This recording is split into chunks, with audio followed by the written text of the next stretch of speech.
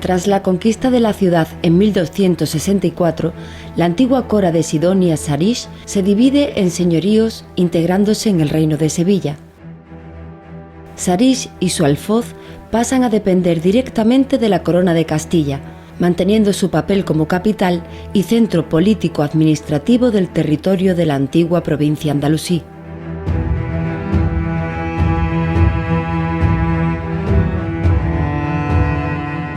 El alfoz jerezano es repartido entre el contingente militar que participó en la conquista. La mayor parte de las heredades urbanas recayeron sobre nobles e hidalgos que intervinieron en el cerco, según se recoge en el libro de repartimientos otorgados por Alfonso X. Desgraciadamente, el libro de repartimientos del alfoz se perdió para la historia, por lo que se desconoce cómo quedaron distribuidas las alquerías, marjales y tierras del Serex rural. Atendiendo a los repartos realizados en otras poblaciones, las heredades rústicas se distribuirían en tierras de señorío, tierras de realengo y otras que pertenecían a la propia ciudad. Estas a su vez podrían adoptar dos formas: las tierras comunales al servicio del conjunto de los habitantes y las tierras de propio, cuyas rentas iban en beneficio de la municipalidad que gobernaba la ciudad.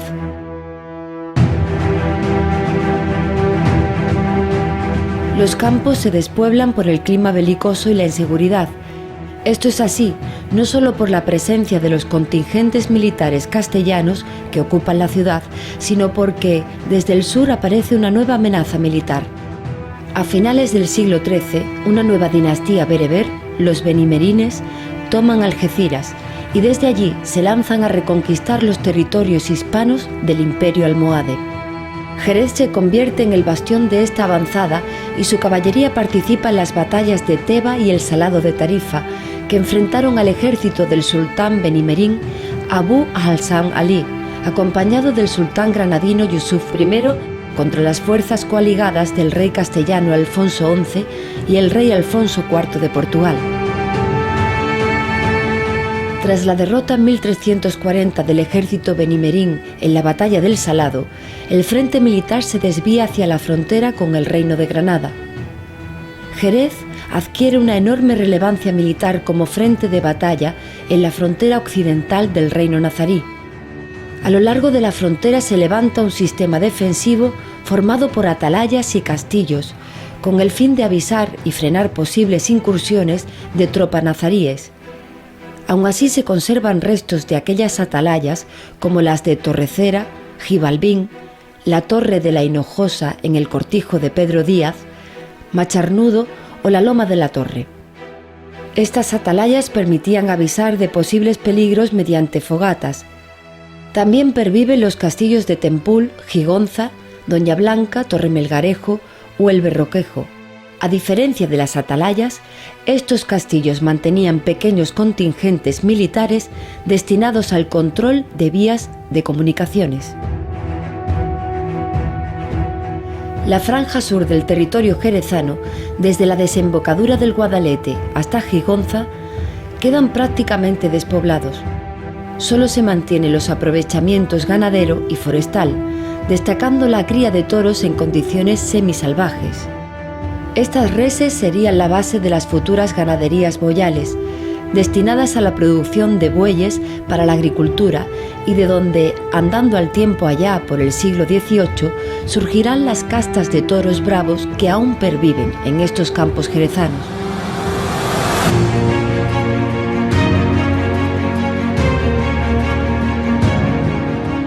En respuesta a los servicios de Jerez en la guerra contra los benimerines, en el 1371, el rey Alfonso XI cede el castillo del Tempul y su término al concejo de Jerez, siendo este el origen de los actuales Montes de Propio. El castillo de Tempul jugó un papel estratégico en la conquista de Zahara y las Siete Villas, así como en la toma de Ronda. Las tropas jerezanas participan activamente en el hostigamiento al reino granadino. La demanda militar impulsa la cría caballar, aprovechando para ello la cabaña existente en el Sarish andalusí. La mejora de esta casta, cuya genealogía entroncaría con los caballos turdetanos, daría pie a uno de los pilares de la economía local de los siglos XV y XVI. El cronista local, don Gonzalo de Padilla, decía al respecto: sobre todo tiene Xerez la primacía en criar caballos por el cuidado grande que pone en examinar los que se han de echar a las yeguas, que sin exceptuar persona va siempre por sus cabales al examen de ellos, e graves penas a los quebrantadores de las ordenanzas que hay. Y su majestad también las tiene en mandar por sus cédulas que se tenga gran cuenta en ello. Así los caballos de Xerez son nombrados e tenidos en mucho en todas partes. Los caballos jerezanos se dispersarían por toda Europa, formando parte de las principales yeguadas reales. A partir del siglo XVI, daría el salto a América, siendo un elemento clave en la conformación de la hispanidad.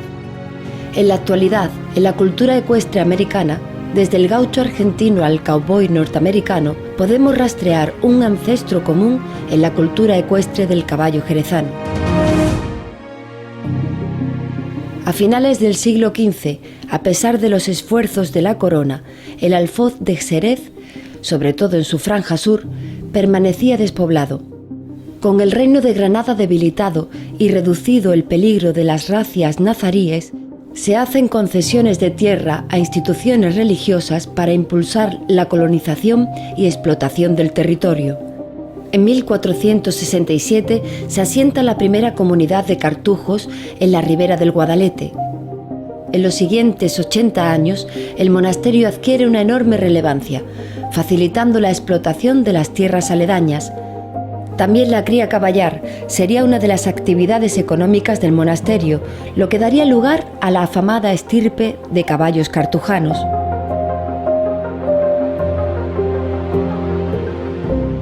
En contraste con el sur del término, las tierras del norte y oeste se van poblando con gentes procedentes de Castilla, León o Portugal.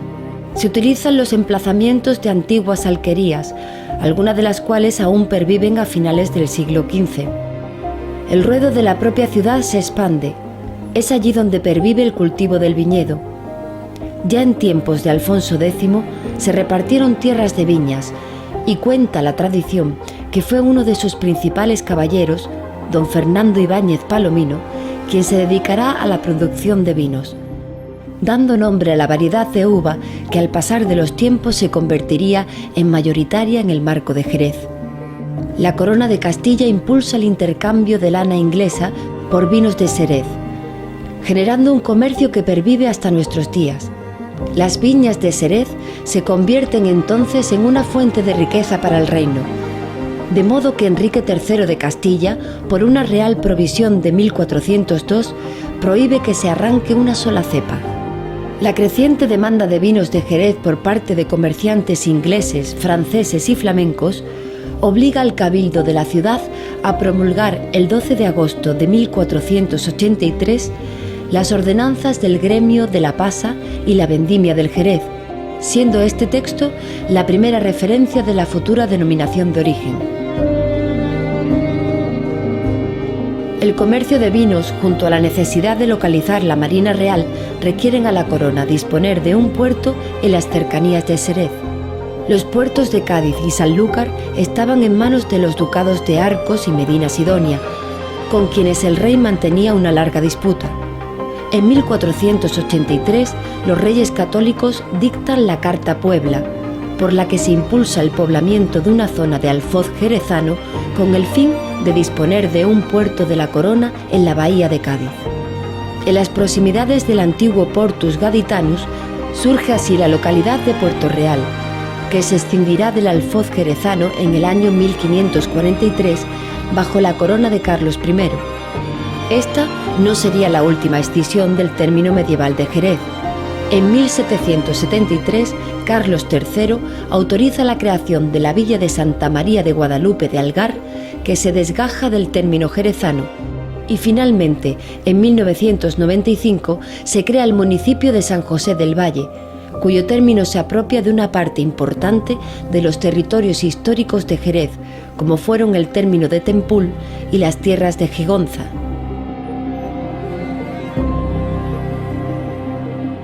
Con la conquista del Reino de Granada, la frontera se pacifica y Jerez va perdiendo progresivamente su relevancia militar. El desarrollo de su potencial agrario y, sobre todo, el comercio con las tierras americanas y el norte de Europa tomarían el relevo como motores de cambio en el medio rural.